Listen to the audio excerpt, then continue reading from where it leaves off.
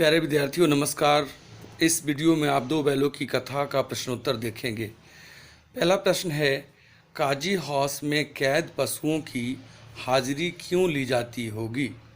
उत्तर है, काजी हाउस में कैद पशुओं की रोज हाजिरी ली जाती है।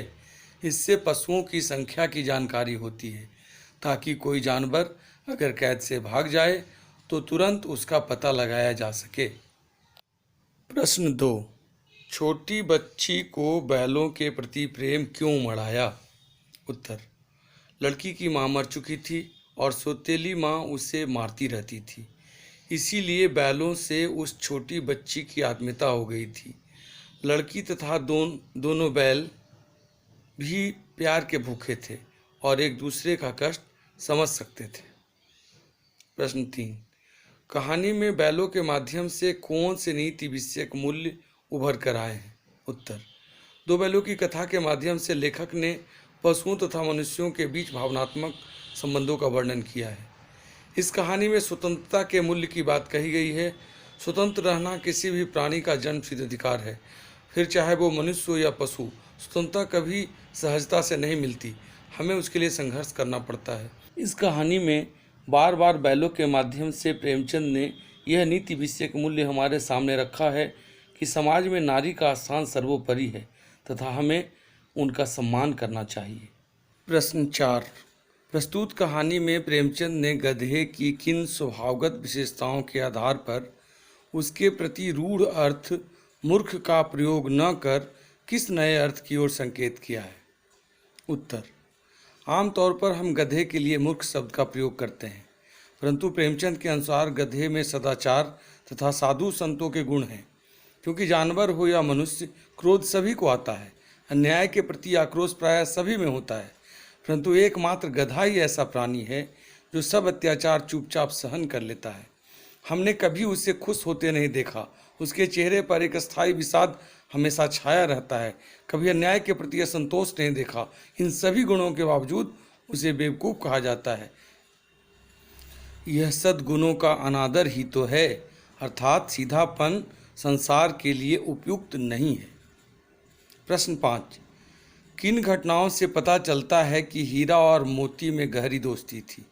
उत्तर, हीरा और मोती दोनों बैलों में गहरी दोस्ती थी। कहानी के कुछ प्रसंगों के माध्यम से यह बात पता चलती है। दोनों एक दूसरे को चाटकर और सूंघकर अपना प्रेम प्रकट करते थे।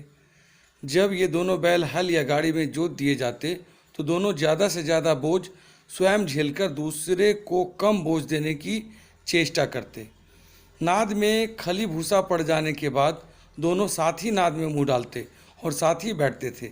एक के मुंह हटा लेने पर दूसरा भी हटा लेता था। जब कुछ लोगों ने खेत से पकड़कर ले जाने के लिए दोनों को घेर लिया तब हीरा निकल गया, परंतु मोती के पकड़े जाने पर वह भी बंधक बनने के लिए स्वयं ही लौट आया। कांजी हाउस की दीवार के टूटने पर जब हीरा ने भागने से मना कर दिया तो अवसर होने के बावजूद भी मोती उसे छोड़कर नहीं भागा। प्रश्न 6, लेकिन औरत जात पर सिंह चलाना मना है, यह भूल जाते हो? हीरा के इस कथन के माध्यम से स्त्री के प्रति प्रेमचंद के दृष्टिकोण को स्पष्ट कीजिए। प्रेमचंद के मन में नारी जाति के प्रति सम्मान की भावना थी। नारी का स्थान समाज में सर्वोपरि है, वह पूजनीय है, इसलिए नारी पर प्रहार करने को अमानवीय कहा गया है। प्रेमचंद ने अपनी रचनाओं में स्त्री पात्र का आदर्श रूप प्रस्तुत किया है तथा इन्होंने स्त्री प्रधान रचनाएं भी की हैं। इससे यह स्पष्ट है कि नारी के प्रति प्रेमचंद का दृष्टिकोण अत्यंत व्यापक है। प्रश्न 7, किसान जीवन वाले समाज में पशु और मनुष्य के आपसी संबंधों को कहानी में किस तरह व्यक्त किया गया है? उत्तर, प्रेमचंद ने किसान जीवन में मनुष्य तथा पशु के भावनात्मक संबंधों को हीरा और मोती दो बैलों के माध्यम से व्यक्त किया है। हीरा और मोती दोनों झूरी नामक एक किसान के बैल हैं जो अपने बैलों से अत्यंत प्रेम करता है और इसी प्रेम से वशीभूत होकर हीरा और मोती अपने मालिक झूरी को छोड़कर कहीं और नहीं रहना चाहते हैं। इससे यह स्पष्ट है कि पशु भी स्नेह का भूखा होता है।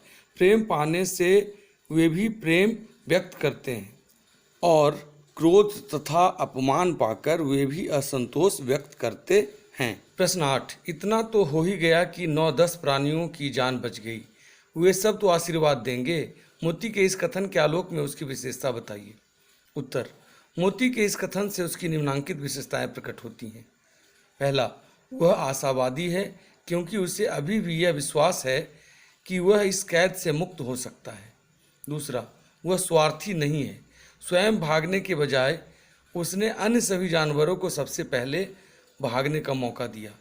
तीसरा, वह साहसी है। प्रश्न 9, आज से स्पष्ट कीजिए। अवश्य ही उनमें कोई ऐसी गुप्त शक्ति थी जिससे जीवों में श्रेष्ठता का दावा करने वाला मनुष्य वंचित है। उत्तर, यहाँ लेखक का आशय पशुओं के आपसी स्नेह से है। पशु एक दूसरे के विचार, भाव तथा शब्द इतनी आसानी से समझ जाते हैं जो मनुष्यों में देखने को नहीं मिलता।